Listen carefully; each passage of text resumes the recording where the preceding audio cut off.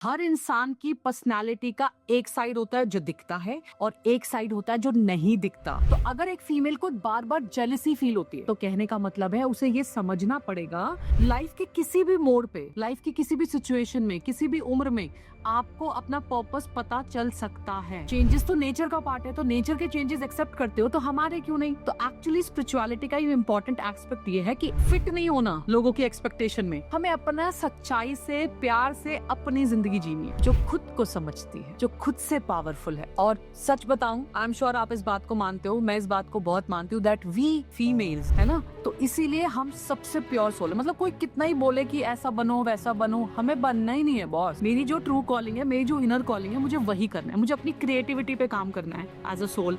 मुझे अपने जब वही दुर्गा काली वाले रूप में आती है, जब वही माता पार्वती काली वाले रूप में आती है, तो उनका कितना इंटेंस होता है ना, कितना पावरफुल होता है। फीमेल है जिसने अपने करियर को टेम्पररी पॉज कर दिया सिर्फ बच्चों के लिए। ये डिसीजन प्यार और रिस्पॉन्सिबिलिटी से आता है। लेकिन कभी कभी जब अंदर अपने खालीपन को देखते हैं, फिर आप यही सवाल करते हो, और फिर एक वक्त ऐसा आता है जब गुस्से में आप अपने पति को, अपने बच्चे को यही कहते हो कि मैंने तुम लोगों के लिए सैक्रिफाइस कर दिया। तो ये गिल्ट है।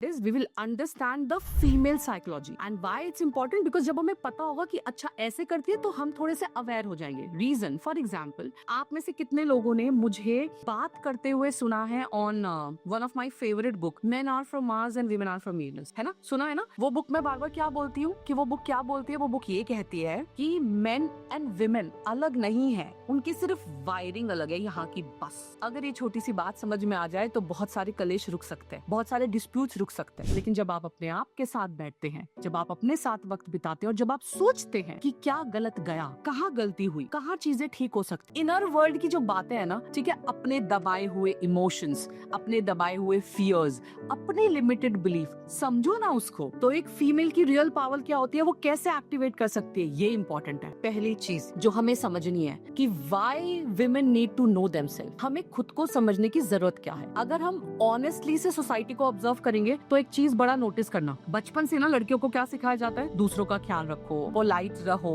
सैक्रिफाइस करो, फैमिली को प्रायोरिटी पहली दो, बड़ी हो तो भाई को पहले बर्गर दे दो अपना क्योंकि वो छोटा है, अपने टॉयज भाई को दे दो। धीरे धीरे जब वो फीमेल ग्रो करती है ना, तो रिस्पॉन्सिबिलिटी और एक्सपेक्टेशंस में आ जाती है, और एक टाइम आता है जब वो खुद से सवाल करती है, मैं कौन हूँ। इसीलिए सबसे पहला स्टेप जो मैंने बोला, सेल्फ अवेयरनेस, कि पता तो हो मुझे दिक्कत क्या है तो मैं काम करूंगी। मुझे पता होना चाहिए मेरा वेट बढ़ा हुआ है तब तो मैं काम करूंगी। मुझे पता हो मेरा थायराइड बढ़ा हुआ है, शुगर बढ़ा हुआ है, तब तो मैं काम करूंगी। दूसरा पॉइंट क्या समझते हैं कि जो फेमिनिन साइकोलॉजी है और मेल साइकोलॉजी है वो कैसे काम करते हैं। एक तो ध्यान रखना हमेशा, मैंने पहले भी ये बात बोली है कि हम सब के अंदर थोड़ा मेल है, थोड़ी फीमेल है। हर मेल के अंदर थोड़ा मेल है, थोड़ी फीमेल है। जब हम साइकोलॉजी की बात करते हैं तो अब समझना फेमिनिन कैसे काम करती है, मैस्कुलिन कैसे काम करते हैं। अगर हम मैस्कुलिन पावर को देखें तो मेल कैसे होता है, गोल ओरिएंटेड, लाइफ में अचीवमेंट करनी है, बड़ा कुछ सोचना है, बड़ा कुछ चाहिए। मैन अक्सर लाइफ में प्रॉब्लम हो क्या होता है, उनको दो ही चीजें समझ में आती है, प्रॉब्लम, सोल्यूशन। उन्हें इसके अलावा बीच में कुछ समझ नहीं आता लाइफ में। उनके लिए सक्सेस का मतलब होता है गोल अचीव करना, रिजल्ट बनाना, ये सब करना। लेकिन फेमिनाइन साइकोलॉजी का स्ट्रक्चर पता क्या कहता है, वो रिलेशनशिप ओरिएंटेड है, वो इमोशनली इंटेलिजेंट है, उसका माइंड कनेक्शन को डीपली एक्सपीरियंस करता है ना। इसलिए हर सिचुएशन में वो लॉजिक नहीं देखती, वो इमोशंस देखती है,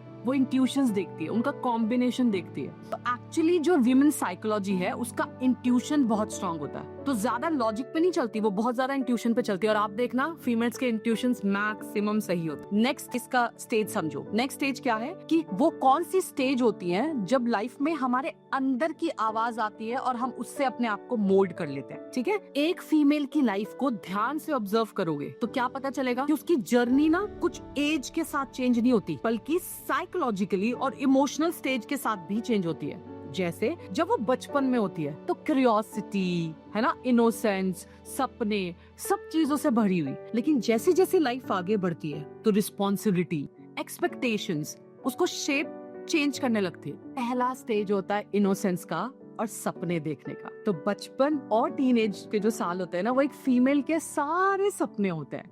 वो सोचती है वो डांसर बनेगी, राइटर बनेगी, टीचर बनेगी, फैशन डिजाइनर बनेगी, मॉडल बनेगी, जो भी उसको बनना है, ठीक है, कुछ क्रिएटिव करेगी बेसिकली, क्योंकि उसकी इमेजिनेशन बहुत स्ट्रॉन्ग। लेकिन इस फेज में एक रिस्क होता है, क्योंकि बहुत बार फीमेल अपनी आइडेंटिटी को घोल के कहीं साइड में कर देती है और अपने ड्रीम्स को पोस्टपोन कर देती है और धीरे धीरे सिर्फ वो रोल निभाने लगती है जो उसे दिए गए। Now comes the fourth point कि एक फीमेल की शैडो साइड क्या है। हर इंसान की पर्सनालिटी का एक साइड होता है जो दिखता है और एक साइड होता है जो नहीं दिखता। जो नहीं दिखता उसे हम शैडो साइड बोलते हैं, और हर फीमेल का शैडो साइड है। मतलब शैडो का मतलब होता है वो इमोशंस, वो थॉट, वो डिजायर जो हम एक्सेप्ट ही नहीं करते और कॉन्शियसली उसे पुश करते रहते हैं, है ना। फीमेल के केस में शैडो साइड क्या होती है, ये बहुत इंटरेस्टिंग है, क्योंकि सोसाइटी ने फीमेल्स को कुछ स्पेसिफिक क्वालिटी अडॉप्ट करने के लिए बोला है। वापस से वो क्वालिटी क्या है, पेशेंस रखो, सैक्रिफाइस करो, काइंडनेस में रहो, एडजस्टमेंट में करो। ये क्वालिटी सुंदर तो है, पर ये कोई नहीं सिखाता कि एंगर का क्या करना है, फ्रस्ट्रेशन का क्या करना है, जेलेसी का क्या करना है, डिसअपॉइंटमेंट का क्या करना है। इन इमोशंस को एक्सप्रेस नहीं करना चाहिए, ये क्यों सिखा रहे हो। ये भी तो कोई सिखाए कि इन इमोशन से कैसे लड़ना है। बहुत अच्छी बात बोली किसी ने कि ये तो सिखाया जाता है कि जीत को कैसे सेलिब्रेट करना है। ये कोई क्यों नहीं सिखाता कि हार को कैसे सेलिब्रेट करना है, हार के साथ कैसे लड़ना है, उसको कैसे एक्सेप्ट करना है। तो एक फीमेल एनर्जी है जिसके पावर भी है, स्वीट भी है, बहुत स्ट्रॉन्ग भी है, हर तरह की है। अब सोचो जब एक दुर्गा के रूप में एक गॉडेस है तो वो काम है, सॉफ्ट है, पावरफुल है, नेगेटिविटी को तोड़ने वाली है ना, बुरी चीजों का, बुरे राक्षसों का खात्मा करने वाली है। लेकिन जब वही दुर्गा काली वाले रूप में आती है, जब वही माता पार्वती काली वाले रूप में आती है, तो उनका कितना इंटेंस होता है ना, कितना पावरफुल होता है। कि वो आई एम श्योर वो आपने पार्ट देखा होगा कि वो इतना फियर्स वाला जो उनका जो रूप था ना, कि वो अनस्टॉपेबल, कि मारे तो जा रही है, राक्षसों को मारी जा रही है, मारी जा रही है, मारी जा रही है, लेकिन समझ ही नहीं आ रहा कि गुस्सा शांत कैसे करे। और तब उनके आके भगवान शिव लेट जाते हैं, तो वो जो है ना, माता काली का जब पैर पड़ता है तो उनकी वो जीभ बाहर निकली हुई है, वो वही वाला मूवमेंट है कि उन्हें समझ ही नहीं आ रहा कि वो कैसे करें, कैसे इस कंट्रोल करें अपने गुस्से को, अपनी इस इंटेंसिटी पे काबू कैसे करें। तो एक फीमेल को सिर्फ अपनी स्वीटनेस को नहीं, बल्कि अपनी स्ट्रेंथ और एंगर को भी समझना चाहिए। हम एक पार्ट तो सबको दिखाते हैं जो बहुत अच्छा है, सॉफ्ट है, प्यारा है, सब कुछ है, लेकिन दूसरा पार्ट हम क्यों नहीं दिखाते लोगों को।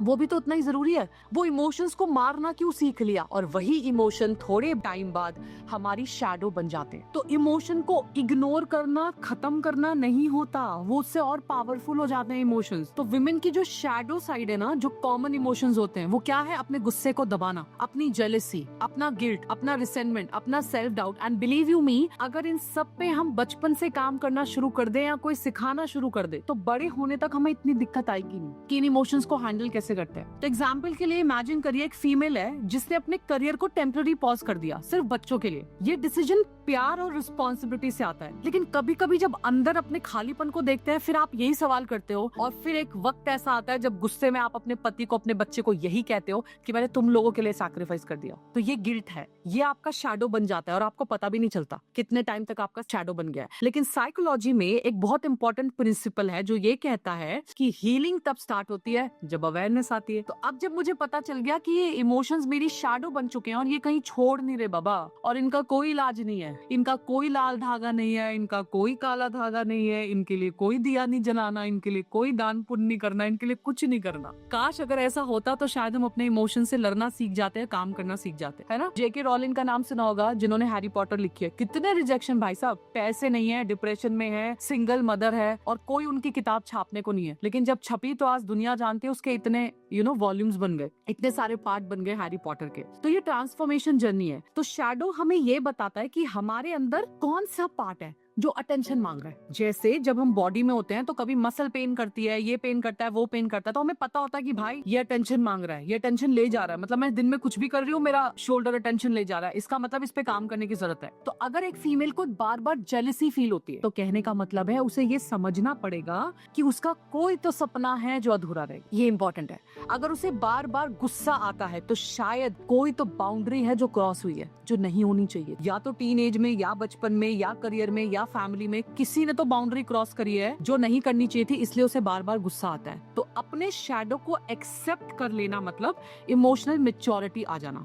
और यहीं से शुरू होती है transformation journey as a human being. तो जो स्ट्रॉन्ग फीमेल होती है वो नहीं है जो अपने सपने अपने इमोशंस को छुपा रही है, वो है जो उन्हें समझ रही है। तो ये जो शैडो को एक्सेप्ट करना वीकनेस नहीं है ना, ये एक्सेप्ट करना कि मेरी तबीयत खराब है ये वीकनेस नहीं है। नहीं बन पा रहा खाना तो बोल दो नहीं बन पा रहा, नहीं हो पा रहा घर का किसी दिन काम तो बोल दो नहीं हो पा रहा, and let them understand your kids, your partner, your parents. ये बहुत इंपॉर्टेंट है। Now number 5, okay, which is called female के अंदर की मेल एनर्जी, जिसको हम एनिमस बोलते हैं। ठीक है, तो साइकोलॉजी में एक बहुत इंटरेस्टिंग कॉन्सेप्ट है जिसको हम, एक जंगियन साइकोलॉजी होती है उसमें हम एनिमस बोलते हैं। ठीक है, और ये कॉन्सेप्ट बनाया नहीं गया, तो मैं हमेशा से बोलती हूँ हम इंडियंस तो इस बात को मानते हैं ना कि हर इंसान में शिव है, हर इंसान में शक्ति है, हर इंसान में शिव और शक्ति दोनों का पार्ट होते हैं। शक्ति बिना शिव अधूरे, शिव बिना शक्ति अधूरे। बट उसमें भी इसको क्या नाम दिया गया, एनिमस नाम दिया गया। उन्होंने क्या बोला कि हर फीमेल के अंदर एक मेल पार्ट भी है, वो मेल पार्ट भी मेल की तरह लॉजिकल थिंकिंग समझता है, इंडिपेंडेंस चाहता है, करेज चाहता है। वो भी चाहता है कि मैं किसी का जवाब हमेशा बुद्धू बन के नहीं दूं, लॉजिकल दूं कि अगर घर में ये हो गया तो उसका लॉजिक रीजन क्या है, अगर बच्चों के साथ ये इशू है तो उसका लॉजिक रीजन क्या है, अगर मेरे करियर में ये हुआ या मेरे बॉस ने ये कहा तो उसका लॉजिकल रीजन क्या है। फिर वो क्या चाहती है,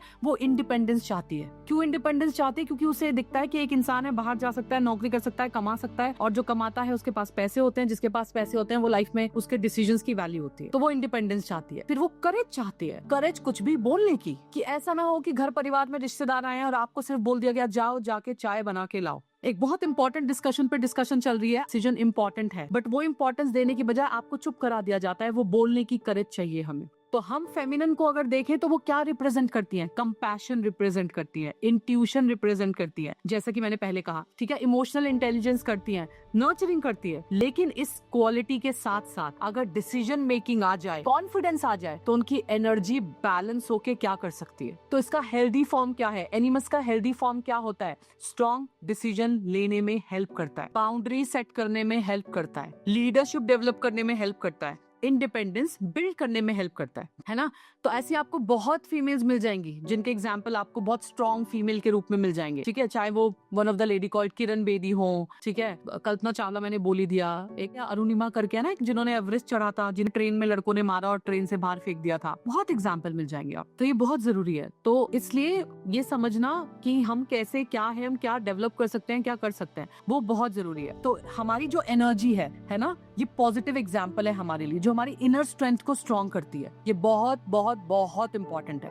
आजकल के मॉडर्न वर्ल्ड में भी ये बैलेंस बहुत इंपॉर्टेंट हो गया। ठीक है, क्यों? क्योंकि आप मल्टीपल रोल प्ले कर रहे हो, मदर का, पार्टनर का, क्रिएटर का। तो इन रोल्स को मैनेज करने के लिए भी क्लैरिटी चाहिए। इसलिए ये लेसन इंपॉर्टेंट क्यों है? क्योंकि जब रियल एम्पावरमेंट का मतलब ये है कि विमेन ये नहीं है कि विमेन मेन जैसी बन जाए, बल्कि अपनी फेमिनाइन एनर्जी को समझे और उसके साथ काम करे, अपने इंट्यूशंस को फॉलो करे। वो बहुत इंपॉर्टेंट है। ठीक है, नाउ नेक्स्ट इज डिस्कवरिंग। अब है ये समझना बहुत छोटी सी तरीके से कि खुद की फेमिनिन पावर को डिस्कवर करना क्यों इंपॉर्टेंट है। It's very important. ठीक है, क्योंकि अगर डिस्कवर नहीं करोगे, जानोगे नहीं, अवेयरनेस नहीं लाओगे, तो फिर कैसे चलेगा। तो फेमिनिन पावर एक्चुअली क्या होती है? बहुत सालों तक सोसाइटी ने पावर को अथॉरिटी, डोमिनेंस, कंट्रोल के पर्सपेक्टिव से देखा है। ठीक है, क्योंकि इक्वालिटी किस में होती है? ट्रेडिशनली तो मेन में होती है, क्योंकि वो लीडर भी है, वो बाहर भी जा रहा है, वो पावरफुल भी है, वो पैसा भी कमा रहा है, तो फीमेल को भी सेम स्टाइल अडॉप्ट करना है। तो ये रियलिटी बहुत डीप जाती है। लेकिन ट्रू फेमिनाइन पावर डोमिनेट में नहीं होती। जो ट्रू फेमिनाइन पावर है ना, वो अवेयरनेस में होती है, कंपैशन में होती है, क्रिएटिंग में होती है, इंट्यूशंस में होती है। उसे अपनी कॉलिंग पता है। बहुत लोग बोलते हैं ना, मुझे मेरी कॉलिंग नहीं पता, मुझे मेरा पर्पस नहीं पता। लाइफ के किसी भी मोड़ पे, लाइफ की किसी भी सिचुएशन में, किसी भी उम्र में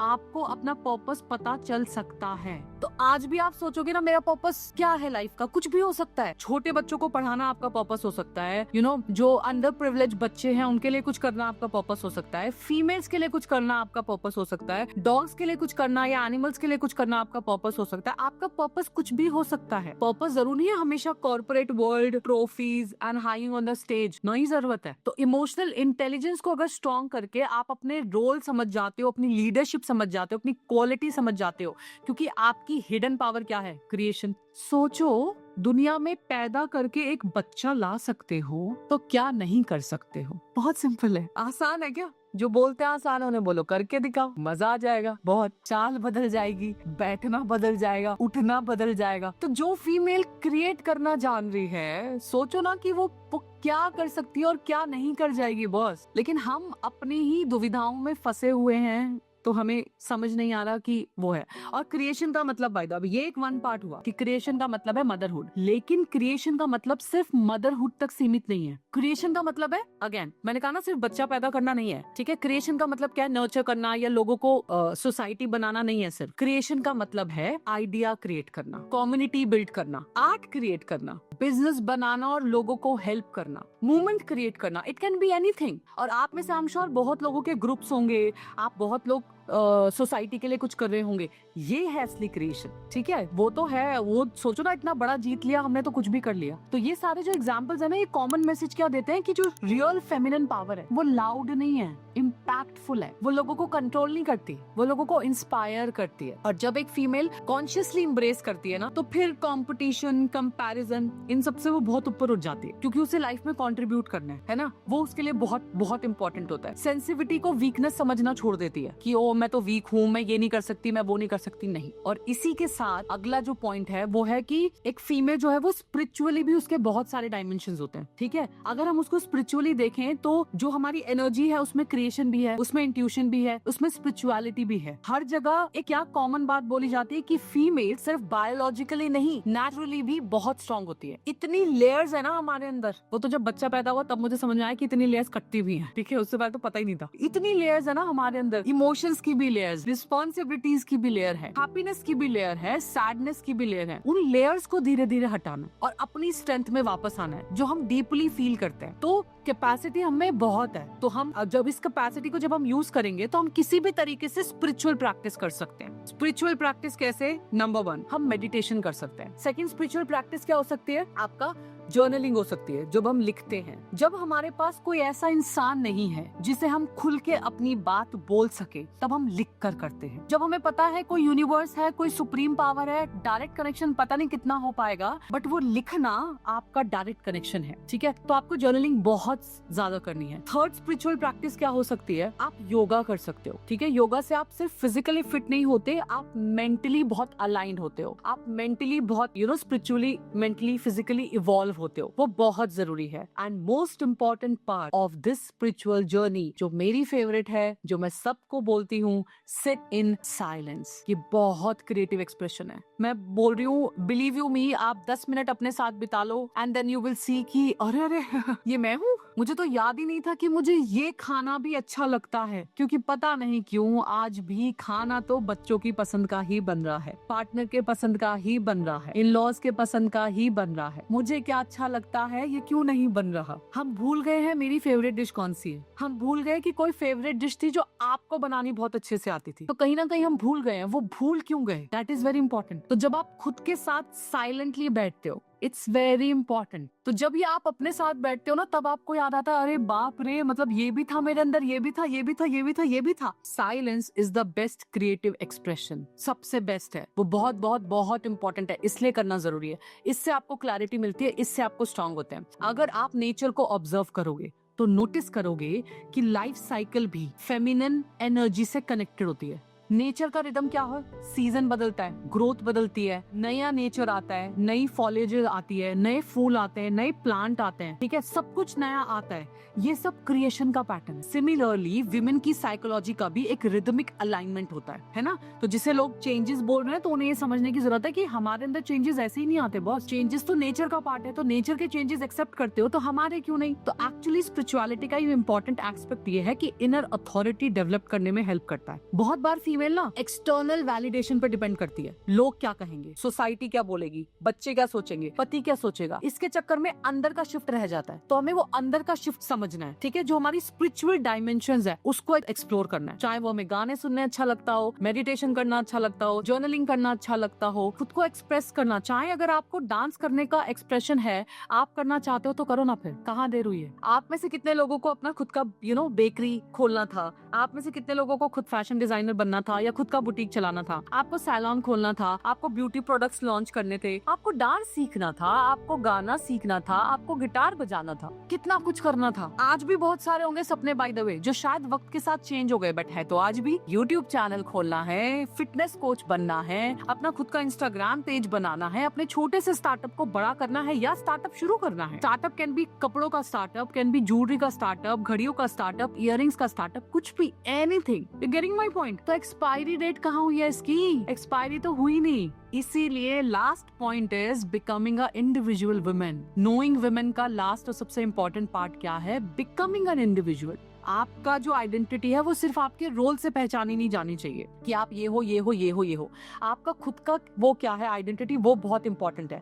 आपका करियर है, आपके अचीवमेंट्स है ना? आपको अपनी इनर वॉइस को सुनना है। मुझे नहीं पता आप में से कितने लोग करोगे। आप में से अगर 50 फीमेल्स ने भी अपने दिल की बात सुन के कुछ भी शुरू किया आज से, 2026 will be the remarkable year for you. Anything just to take one step. अगर YouTube चैनल है तो सिर्फ वीडियो डालनी है। वीडियो डालनी है तो मत सोचो कि मैंने मेकअप किया है कि नहीं किया, लाइटिंग ठीक है, कैमरा ठीक है, आवाज ठीक है, डाल दो, चैनल शुरू कर लो। ठीक है, कोई स्टार्टअप करना है, उसका नाम सोचना है, कर लो। किसी को हेल्प करनी है, कहीं रजिस्टर करना है, कर लो। Always wanted to go NGO and you wanted to help kids, under privilege kids, करो। खाना देना था, चैनल बनाना, कुछ भी। मतलब मैं सच बता रही हूँ, अगर मुझे 50 फीमेल्स के भी मैसेजेस आ गए तो मैं कुछ तो कर मरूंगी आप सबके लिए। मैं सही बता रही हूँ, बिकॉज आई रियली वांट कि आज हम एक दूसरे के दुश्मन बनने की बजाय ना एक दूसरे को स्ट्रेंथ दे, पावर दे, समझे, अपनी बात करें। शायद इससे अच्छी अपॉर्चुनिटी और कोई नहीं है। तो जब भी कुछ स्टार्ट करो ना, मतलब अगले 1 महीने के अंदर अंदर I check how much messages I receive, anything. ठीक है, आज के शायद आई डोंट नो ये अचानक से कैसे आया, बट आज का सबसे इंपॉर्टेंट पार्ट यही है कि खुद को जानो, खुद की सेल्फ वर्थ जानो और अपने आप को एक हेल्दी बैलेंसिंग लाइफ के अंदर लेकर आओ। ठीक है, अगेन रिस्पॉन्सिबिलिटी से दूर नहीं भागना, ले हेल्दी बैलेंस लाइफ क्रिएट करनी है, जो बहुत इंपॉर्टेंट है। ठीक है, इंडिविजुअलिटी को एक्सेप्ट करो कि मैं हूँ, मैं कुछ हूँ, बहुत जरूरत है ना? तो इसीलिए कि हमें फिट नहीं होना लोगों की एक्सपेक्टेशन में, हमें अपना सच्चाई से, प्यार से अपनी जिंदगी जीनी है। मुझे किसी में फिट नहीं हो रहा। ठीक है, आप अगर फिटनेस जर्नी का पार्ट बनना चाहते हो, वेरी गुड। नहीं बनना, इट्स ओके, कि क्योंकि ये कर रहा है, क्योंकि ये कर रही है तो मुझे करना है। अगर आपकी इनर कॉलिंग है किसी भी चीज को करने की, तो प्लीज आप वो जरूर करो। ये बहुत इंपॉर्टेंट है।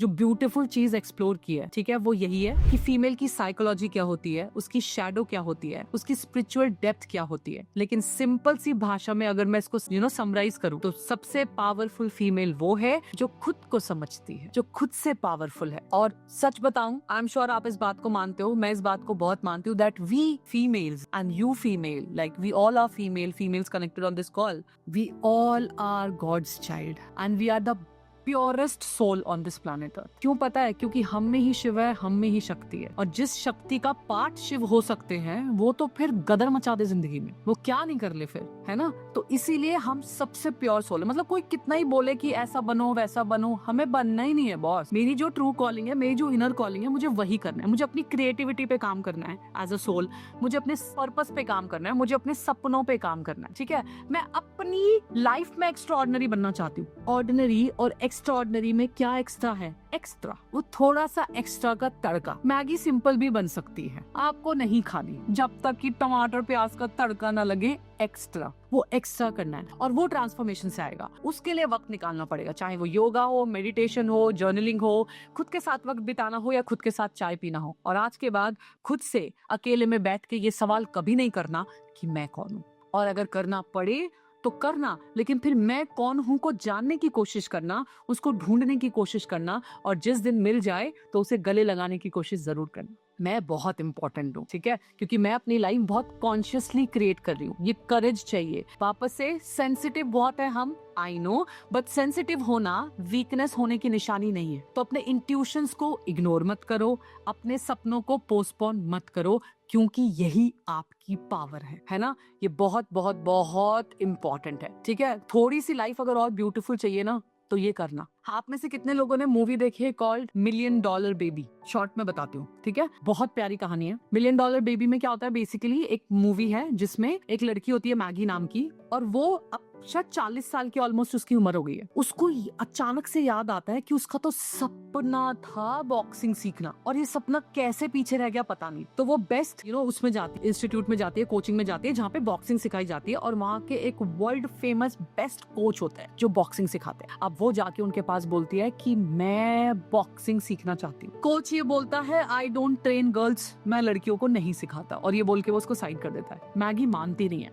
मैगी वाज लाइक कि नहीं, मुझे सीखना है सीखना है सीखना है। तो वो क्या करती है, जब वो कोच अपने दूसरे स्टूडेंट्स को, बॉयज को सिखा रहे होते हैं, तो वो साइड में जाके अपनी प्रैक्टिस करना शुरू कर देती है, प्रैक्टिस करती है, कुछ करती है। और थोड़े दिन बाद उसकी प्रैक्टिस देख के, उसकी लगन देख के जो है वो इम्प्रेस हो जाते हैं जो कोच होते हैं। तो फाइनली एक दिन उसके पास जाते हैं और जाके बोलते हैं ठीक है मैं सिखाऊंगा तुम्हें, पर सीखनी क्यों है? मैगी बोलती है कि पता है मेरा वन ऑफ द सपना है ये कि मुझे बॉक्सर बनना है, ये मेरी आइडेंटिटी है, मुझे अपनी ये आइडेंटिटी चाहिए, मुझे ऐसी लाइफ में ना नहीं जीना, मुझे ऐसे ही नहीं रहना जिंदगी में। तो उसके कोच फाइनली मान जाते हैं और उसको बॉक्सिंग सिखाना शुरू करते हैं, और वो मैगी इतनी जल्दी बॉक्सिंग सीख जाती है कि बहुत जल्दी वो चैंपियन बन जाती है, वर्ल्ड चैंपियन में उसका नाम आने लगता है। हर मैच जीतती है, हर चीज क्वालिफाई करती है, जीतती जाती है, आगे बढ़ती जाती है, जीतती जाती है, आगे बढ़ती जाती है, जीतती जाती है, आगे बढ़ती जाती है। धीरे धीरे करके मतलब हर चैंपियनशिप जीत रही है, वर्ल्ड चैंपियनशिप में उसका नाम आ रहा है। एक मैच खत्म हो चुका होता है ऑलमोस्ट, अचानक से जो उसकी को प्लेयर होती है जो बॉक्सिंग रिंग में होती है, वो अचानक से, जबकि मैच खत्म हो चुका है, वो धोखे से आके पीछे से एक पंच मारती है उसकी नेक पर, और वो धड़ाम से गिरती है। जब वो गिरती है तो उसकी पूरी नेक वेक टूट जाती है, और थोड़े टाइम बाद जब उसको हॉस्पिटल वगैरह ले जाया जाता है, उसे रियलाइज होता है मैं पैरालाइज हो गई हूँ, मेरा काम करना सब कुछ बंद कर गया। सोचो उसका एक सपना था, उसे अपनी ट्रू कॉलिंग चाहिए थी, उसे आइडेंटिटी चाहिए थी, सब कुछ हो गया, सडनली वो उस पर आ जाती है। लेकिन डॉक्टर्स ये डिक्लेयर कर देते हैं अब शी कैन नॉट प्ले, ये तो जिंदा भी नहीं रहेगी, प्ले करना तो बहुत दूर की बात है, अब इसे अपना बचा हुआ जो जिंदगी है वो ऐसे ही बेड रेस्ट पे बितानी है। अब वो कभी कोमा में है, कभी वो पैरालाइज है, कुछ कर नहीं पा रही, गर्दन उसकी टूटी हुई है, मतलब उसे सिर्फ अपने मरने का इंतजार करना है। वो अपने कोच से बोलती है एक रिक्वेस्ट और मानोगे? तो उसका कोच बोलता है क्या? कहते क्या आप मुझे इस दुनिया से आजाद करने में मेरी हेल्प करोगे? कोच बड़ा शॉक होता है कि ऐसे कैसे बोल रही हो, मतलब पागल हो, मैं ये नहीं करूंगा, ये कौन करता है, ये वो फलाना वालाना, नहीं मानते बिल्कुल भी। तो बोलते हैं कि ऐसे कैसे, कि नहीं ऐसा नहीं होता कुछ भी करके। तो बोलते हैं नहीं प्लीज प्लीज प्लीज। तो पहले तो वो मानता नहीं है कोच, लेकिन बाद में वो फिर से बोलती है कि मुझे इस आइडेंटिटी के साथ नहीं मरना कि मैं एक लाचार, पैरालाइज, बिना काम करने वाली, मेरी जिंदगी डेथ बेड पे ऐसे निकली है, मुझे ऐसे इस दुनिया से नहीं जाना, मुझे वैसे ही जाना है जैसे दुनिया मुझे जानती है, जिस आइडेंटिटी को मैंने बनाया मैं उसी आइडेंटिटी के साथ जाना चाहती हूँ। और फाइनली उसके कोच मान जाते हैं और उसको फाइनली एक इंजेक्शन होते वक्त दे देते हैं और उसकी हेल्प करते हैं इस दुनिया से जाने के लिए। ठीक है, कहने का मतलब यह है कि हमें मरना नहीं है, ठीक है, हमारी जिंदगी है, हमें जीना है, बट अपनी ट्रू कॉलिंग के साथ जीना है ना, अपनी पहचान के साथ जीना है, अपनी आइडेंटिटी के साथ जीना। Identity again can be anything. मत सोचना कि आइडेंटिटी बड़ी होनी चाहिए, आइडेंटिटी छोटी होनी चाहिए, ये छोटा काम है बड़ा काम है, नहीं। इट जस्ट कि आपको उस चीज से कोई पहचाने, आपको उस चीज से कोई पहचाने कि आप बहुत अच्छा ये बनाते हो, आप अच्छा बहुत गाते हो, आप अच्छा ये करते हो, आपको एआई बहुत अच्छा आता है, आपका चैनल बहुत अच्छा है, चाहे वो चैनल चले ना चले वो बात की बात है ना, आप कुकिंग वीडियोस बहुत अच्छी डालते हो, आप कुछ भी करते हो, आप योगा सिखाते हो, आप नॉलेज बहुत अच्छी बढ़ गई है, आप फिटनेस कोच बन रहे हो, आप कुछ भी कर सकते, बट वो करना इट्स वेरी इंपॉर्टेंट। ठीक है, और टाइम मिले, मौका लगे, वक्त लगे तो आप सोलो ट्रिप पे भी जा सकते हो, पर तरीके से जाना, ऐसा ना हो आपके घर वाले मेरे घर के नीचे झंडा लेके खड़े हो जाए कि क्या सिखाती। ठीक है, तो वो नहीं होना चाहिए। बट सोलो का मतलब वही कि spending time with your self, very very very very important. ठीक है, तो आपको अपने सपने के लिए काम करना है, अपने लिए काम करना है, अपनी आइडेंटिटी के लिए काम करना है। ठीक है, इसके लिए क्या करना है, बहुत इंपॉर्टेंट चीज है, सबसे 2 चीजें करनी है। पहला, अपने साथ बैठना है और ये सोचना है कि कौन सा सपना छूट गया, कौन सा सपना पोस्टपोन हो गया, आज से मैं फिर से डिसाइड करूंगी कि मुझे क्या काम करना था, क्या थी मेरी कॉलिंग, दैट इज वन। दूसरा काम क्या करना है, जितने भी ओल्ड कॉर्ड्स हैं उन्हें तोड़ना है, उन्हें काटना है। क्यों ओल्ड कॉर्ड्स? मतलब कि मैं ये नहीं कर सकती, मेरे खानदान में किसी ने नहीं करा, मेरी रिश्तेदारी में किसी ने नहीं करा, ये सब नहीं सोचना। तो वो ओल्ड बिलीफ, ओल्ड को अब तक नहीं करा तो अब क्या करूंगी, अब तो उम्र हो गई, अब तो ये नहीं होता, अब तो वो नहीं होता, वो सब नहीं जाना। उन ओल्ड बिलीफ्स को काट के, ओल्ड बिलीफ्स को तोड़कर आपको नया कॉर्ड्स कनेक्ट करने हैं, अपनी न्यू मेमोरीज बनानी है, न्यू बिलीफ्स बनाने हैं। बिलीफ तोड़ा कैसे जाता है? पुराने को गलत साबित करके, पुराने को तोड़ के। जब नए काम पे आप काम करते हो तो बाय डिफॉल्ट पुराना चला जाता है ना। तो आज से आप सबको नई कॉर्ड्स बनानी है। ये बहुत इंपॉर्टेंट है और सही वक्त कुछ नहीं होता, सही वक्त है आज। तो आज आपको सही वक्त का इस्तेमाल करना है, ठीक है। नाउ एट द एंड आपको इसके साथ कुछ बहुत पावरफुल एफर्मेशंस करनी है, ठीक है। लिख सकते हो, बोल सकते हो, समझ सकते हो, जब भी मिले तो वो आप कर सकते हो। मैं कुछ एग्जाम्पल में बोल के बताऊंगी, तो आप उससे जिससे भी कनेक्ट करो आप उसको कर सकते हो, ठीक है। सो फॉर एग्जाम्पल, एक बहुत आईज क्लोज करो पहले, ठीक है। We are ending this with this affirmation, okay. Eyes close करो, take a deep breath, one more. Now start saying, मैं एक पावरफुल वुमेन हूँ। मन में भी बोल सकते हो, जोर से भी बोल सकते हो। मैं एक पावरफुल वुमेन हूँ। मैं अपनी वैल्यू को जानती हूँ। मैं अपने पास्ट के फियर्स और ओल्ड बिलीफ को रिलीज करती हूँ। मैं अपने ओल्ड कॉर्ड्स को कट करती हूँ। आज से मैं अपनी लाइफ को नए तरीके से क्रिएट करूंगी। मेरे सपने इंपॉर्टेंट हैं। मैं अपने दिल की आवाज को रिस्पेक्ट करूंगी।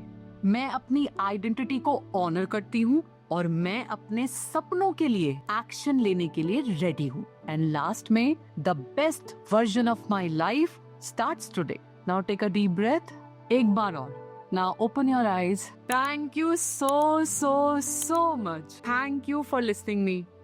Thank you.